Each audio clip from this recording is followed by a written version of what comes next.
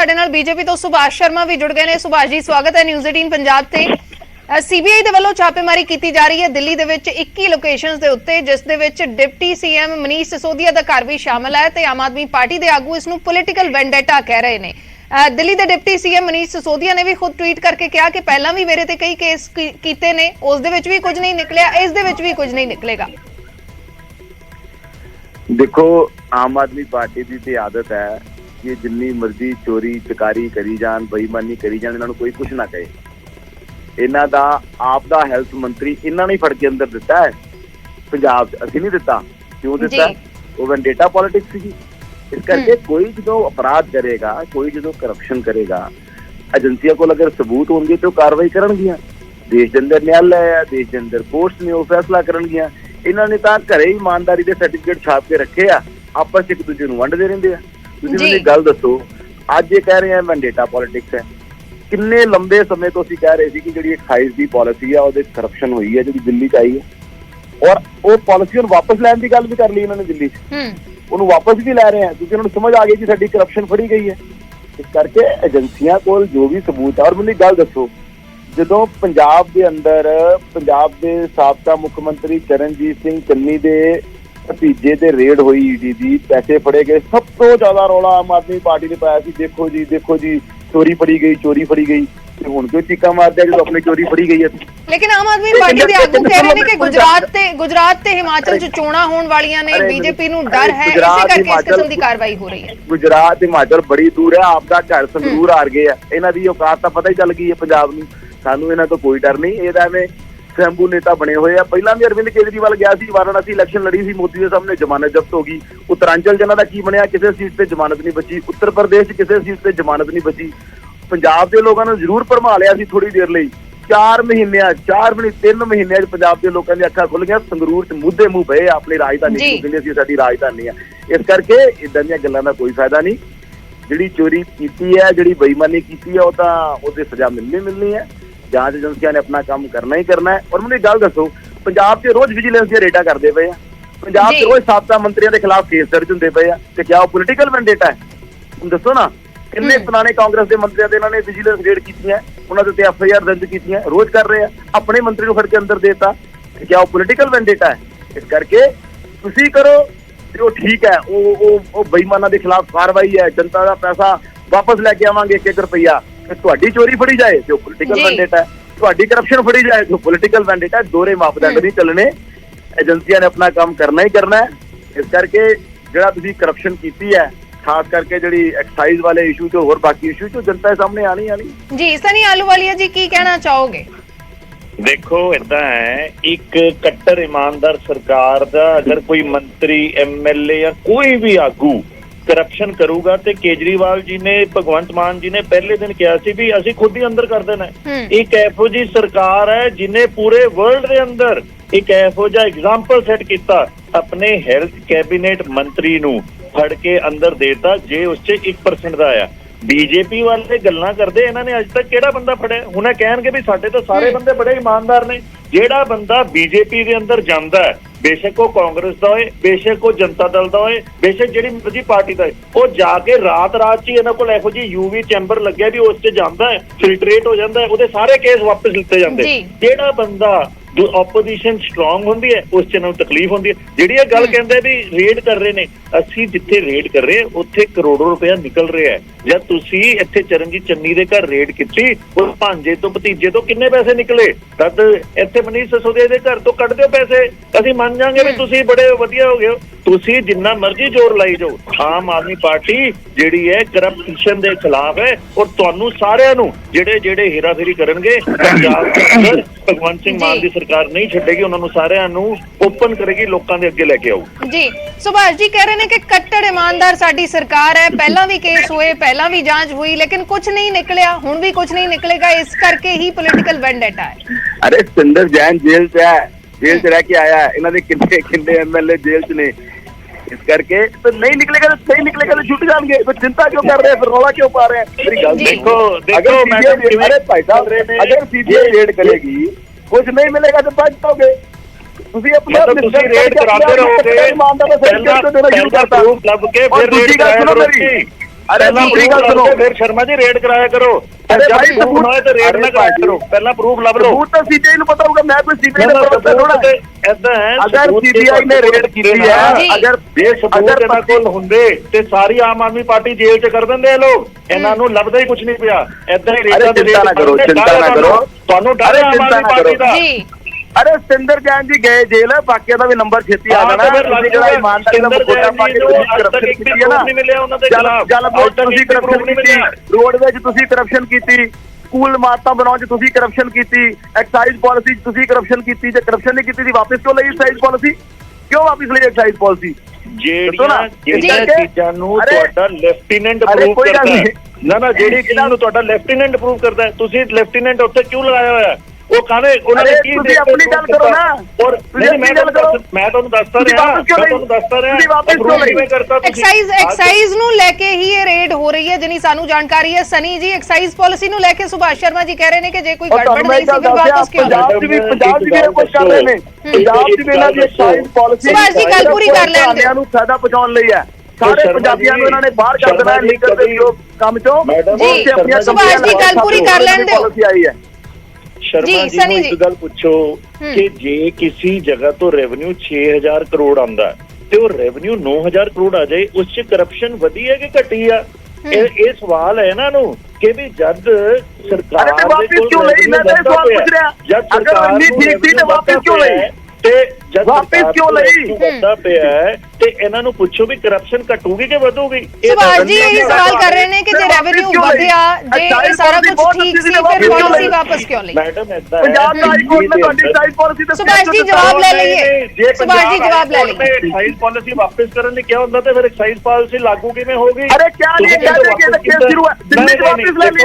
ਦਿੱਲੀ ਚ you have taken that excise policy. ਜੇ high court Delhi ਚ ਵਾਪਸ ਲੈ ਲਈ ਆਪਣੀ ਐਕਸਾਈਜ਼ ਪਾਲਿਸੀ ਜਿਹੜੀ ਸੋ ਕਾਰਡ ਤੁਸੀਂ ਕਹਿ ਰਹੇ ਹੋ ਐਕਸਾਈਜ਼ ਪਾਲਿਸੀ। ਹਾਈ ਕੋਰਟ 'ਚ ਜਾ ਕੇ ਇਸ ਲਈ ਵੀ ਹਰ ਇੱਕ ਚੀਜ਼ ਲਈ ਅਪੀਲ ਕਰਦੇ ਹੋ, ਇਹਦਾ ਮਤਲਬ ਨਹੀਂ ਉਹਨਾਂ ਨੇ ਕਿਹਾ ਐਕਸਾਈਜ਼ ਪਾਲਿਸੀ ਵਾਪਸ ਲਓ। ਹਾਈ ਕੋਰਟ ਨੇ ਕਿਹਾ ਕਿ ਅਸੀਂ ਤੁਹਾਡੀ ਅਪੀਲ ਐਕਸੈਪਟ ਕਰਦੇ ਹਾਂ, ਨਹੀਂ ਕਰਦੇ। ਇਹਦਾ ਇਹ ਮਤਲਬ ਨਹੀਂ ਕਿ ਪਾਲਿਸੀ ਗਲਤ ਹੈ। ਦਿੱਲੀ 'ਚ ਵਾਪਸ ਕਿਉਂ ਲੈ ਲਈ? ਪਿਛਲੇ ਸਾਲ ਦਿੱਲੀ 'ਚ ਵਾਪਸ ਕਿਉਂ ਲੈ ਲਈ? ਦਿੱਲੀ ਦੇ ਅੰਦਰ ਤਾਂ ਤੁਸੀਂ ਲੈਫਟੀਨੈਂਟ ਬਿਠਾਇਆ, ਕੋਈ ਫੈਸਲਾ ਕਰ ਕਿੱਥੇ ਕਰਨ ਦਿੰਦੇ ਹੋ? ਤੁਹਾਡੀ ਸਰਕਾਰ ਨੇ ਵਾਪਸ ਲਈ ਹੈ, ਲੈਫਟੀਨੈਂਟ ਦਾ ਕੋਈ ਰੋਲ ਨਹੀਂ। Don't misguide Puri don't misguide the viewer. Your government has taken back. ਤੁਹਾਡੀ ਸਰਕਾਰ ਨੇ ਵਾਪਸ ਲਈ ਹੈ, ਲੈਫਟੀਨੈਂਟ ਨੇ ਵਾਪਸ ਨਹੀਂ ਲਈ। ਸ਼ਰਮਾ ਜੀ ਸਰਕਾਰ ਨੇ ਵਾਪਸ ਲਈ ਆਪਣੇ ਉਹਨੂੰ ਪਹਿਲਾਂ ਨੌਲੇਜ ਨੂੰ ਵਧਾਓ ਆਪਣੀ ਨੂੰ। ਪਹਿਲਾਂ ਸਟੇਟ ਤੇ ਫੁੱਲ ਸਟੇਟ ਦੇ ਅੰਦਰ ਫਰਕ ਸਮਝੋ। ਜੀ ਗੱਲ ਪੂਰੀ ਹੋ ਲੈਣ ਦਿਓ ਸੁਭਾਸ਼ ਜੀ, ਗੱਲ ਪੂਰੀ ਹੋ ਲੈਣ ਦਿਓ। ਇਹਨਾਂ ਦੀ ਗੁੰਡਾਗਰਦੀ ਕਰਨ ਦੀ ਆਦਤ ਹੈ ਬੀਜੇਪੀ ਦੀ। ਇਹ ਲੋਕ ਜਿਹੜੇ ਗੁੰਡੇ ਨੇ ਸਾਰੇ ਅਸੀਂ ਪਾਰਟੀ 'ਚ ਨੇ, ਗੁੰਡਾਗਰਦੀ ਕਰਨ ਦੇ ਕਾਜ ਇਸ ਲਈ ਤਾਂ ਬੋਲਣ ਨਹੀਂ ਦਿੰਦੇ। ਤੁਹਾਡੀ ਪਾਰਟੀ 'ਚ ਅਮਾਨਤੁੱਲਾ ਖਾਨ ਨੂੰ ਸਜ਼ਾ ਤੁਹਾਡੀ ਪਾਰਟੀ 'ਚ ਹੋਈ ਦਿੱਲੀ ਦੰਗਿਆਂ ਵਾਲੇ ਨੂੰ। ਤੁਹਾਡੀ ਹਰਿਆਣਾ ਦੀ ਗੁਰਦਾਸ ਦੀ ਪਾਰਟੀ ਨੂੰ ਸਜ਼ਾ ਹੋਈ। ਜੀ ਸੁਭਾਸ਼ ਜੀ ਗੱਲ ਪੂਰੀ ਹੋ ਲੈਣ ਦਿਓ। ਇਸ ਤਰੀਕੇ ਨਾਲ ਕਿਸੇ ਦੀ ਵੀ ਗੱਲ ਨਹੀਂ ਸਮਝ ਆਉਂਦੀ, ਗੱਲ ਪੂਰੀ ਹੋ ਲੈਣ ਦਿਓ।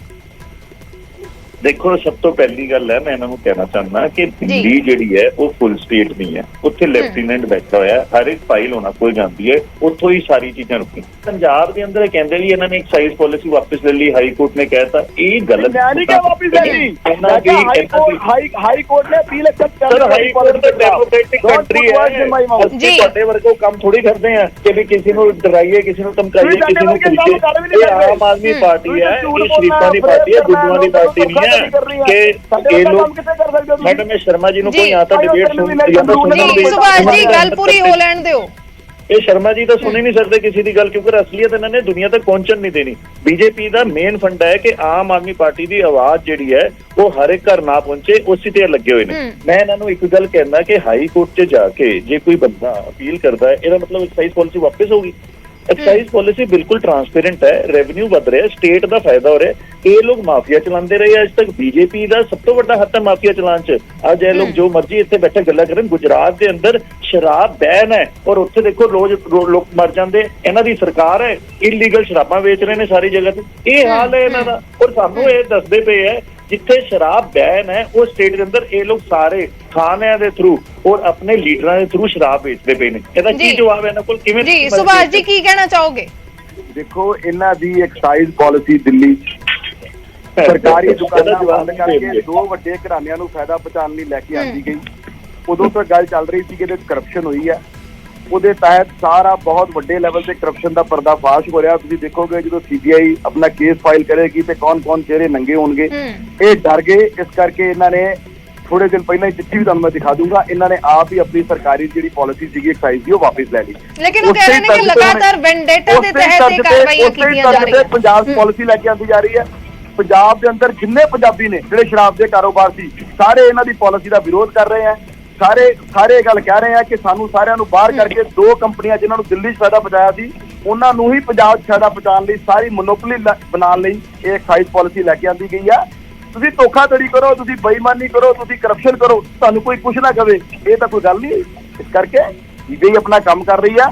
ਸੀਬੀਆਈ ਤੇ ਵਿਸ਼ਵਾਸ ਰੱਖੋ। ਤੁਹਾਨੂੰ ਸੀਬੀਆਈ ਤੇ ਵਿਸ਼ਵਾਸ ਨਹੀਂ ਹੈ ਤੇ ਨਿਆਲਿਆਂ ਤੇ ਵਿਸ਼ਵਾਸ ਰੱਖੋ। ਰੌਲਾ ਪਾਉਣ ਦੀ ਤਾਂ ਲੋੜ ਹੀ ਨਹੀਂ। ਜੇ ਪਾਸ ਸਾਫ ਹੋਗੇ ਤੇ ਕੋਰਟ ਤੋਂ ਛੁੱਟ ਜਾਓਗੇ, ਨਹੀਂ ਤਾਂ ਜਿਵੇਂ ਸਿੰਦਰ ਜੈਨ ਸਾਹਿਬ ਜੇਲ੍ਹ 'ਚ ਨੇ, ਹੋਰ ਵੀ ਕਈਆਂ ਦਾ ਨੰਬਰ ਆ ਜਾਣਾ।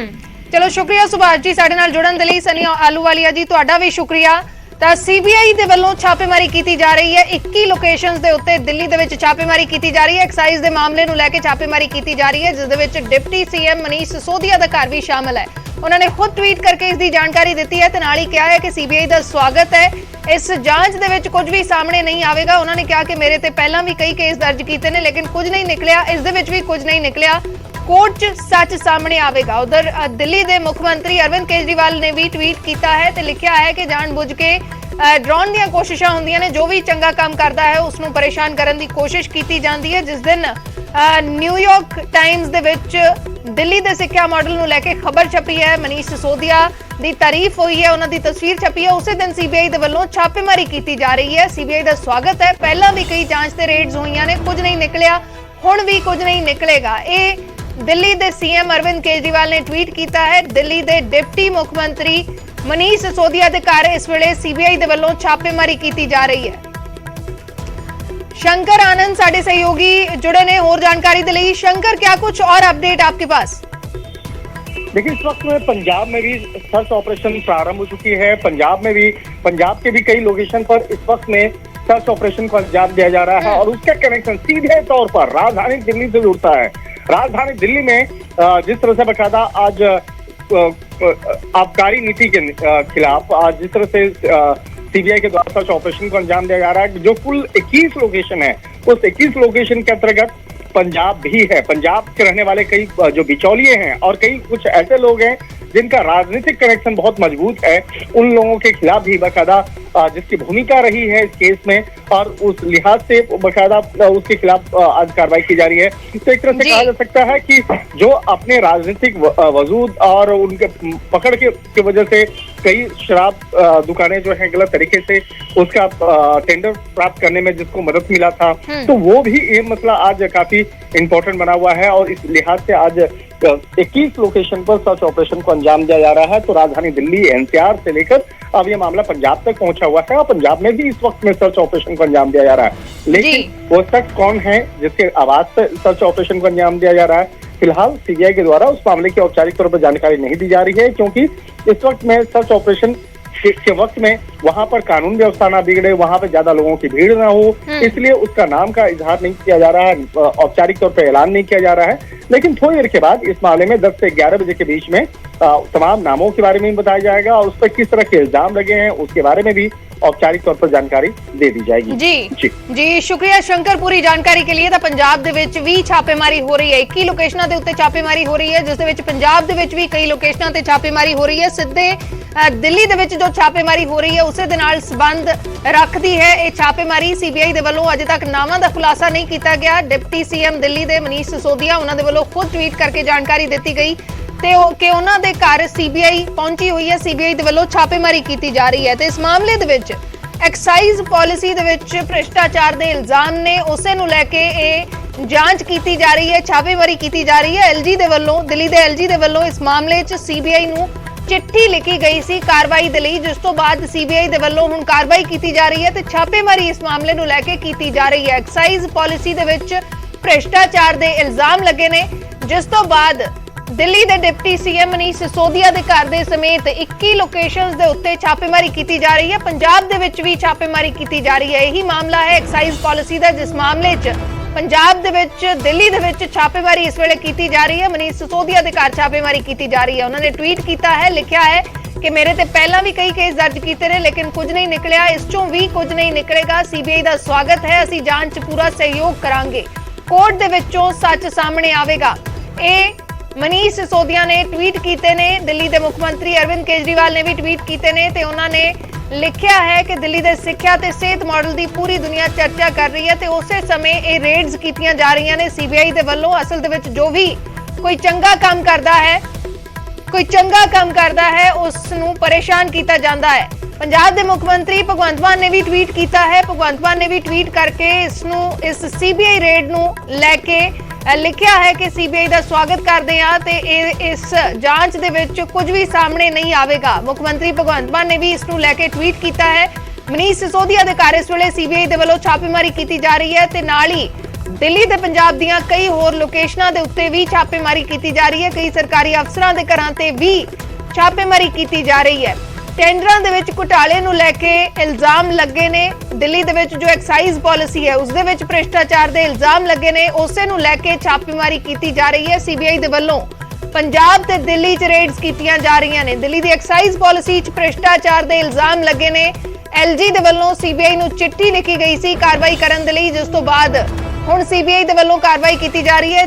ਇਹ ਟਵੀਟ ਕੀਤਾ ਹੈ ਮੁੱਖ ਮੰਤਰੀ ਭਗਵੰਤ ਮਾਨ ਨੇ। ਲਿਖਿਆ ਹੈ ਕਿ ਅੱਜ ਅਮਰੀਕਾ ਦੇ ਸਭ ਤੋਂ ਵੱਡੇ ਅਖਬਾਰ ਨਿਊਯਾਰਕ ਟਾਈਮਜ਼ ਦੇ ਫਰੰਟ ਪੇਜ ਤੇ ਮਨੀਸ਼ ਸਿਸੋਦੀਆ ਦੀ ਤਸਵੀਰ ਛਾਪੀ ਹੈ ਤੇ ਅੱਜ ਹੀ ਮੋਦੀ ਜੀ ਨੇ ਉਹਨਾਂ ਦੇ ਘਰ ਸੀਬੀਆਈ ਭੇਜ ਦਿੱਤੀ ਹੈ। ਭਗਵੰਤ ਮਾਨ ਨੇ ਟਵੀਟ ਕੀਤਾ ਹੈ, ਲਿਖਿਆ ਹੈ ਕਿ ਇਸ ਤਰ੍ਹਾਂ ਭਾਰਤ ਕਿਵੇਂ ਅੱਗੇ ਵਧੇਗਾ।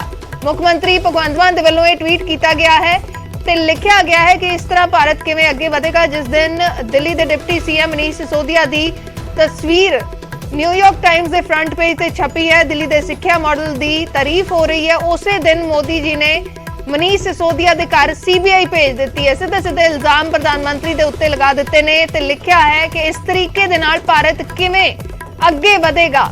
ਤਾਂ ਦਿੱਲੀ ਦੇ ਡਿਪਟੀ ਸੀਐਮ ਮਨੀਸ਼ ਸਿਸੋਦੀਆ ਦੇ ਘਰ ਇਸ ਵੇਲੇ ਸੀਬੀਆਈ ਦੇ ਵੱਲੋਂ ਛਾਪੇਮਾਰੀ ਕੀਤੀ ਜਾ ਰਹੀ ਹੈ ਤੇ ਉਸੇ ਦੇ ਨਾਲ ਕਈ ਹੋਰ ਲੋਕੇਸ਼ਨਸ ਦੇ ਉੱਤੇ, ਕੁੱਲ 21 ਲੋਕੇਸ਼ਨਸ ਦੇ ਉੱਤੇ ਛਾਪੇਮਾਰੀ ਕੀਤੀ ਜਾ ਰਹੀ ਹੈ। ਦਿੱਲੀ ਦੇ ਵਿੱਚ ਐਕਸਾਈਜ਼ ਪਾਲਿਸੀ ਦੇ ਵਿੱਚ ਭ੍ਰਿਸ਼ਟਾਚਾਰ ਦੇ ਇਲਜ਼ਾਮ ਲੱਗੇ ਨੇ।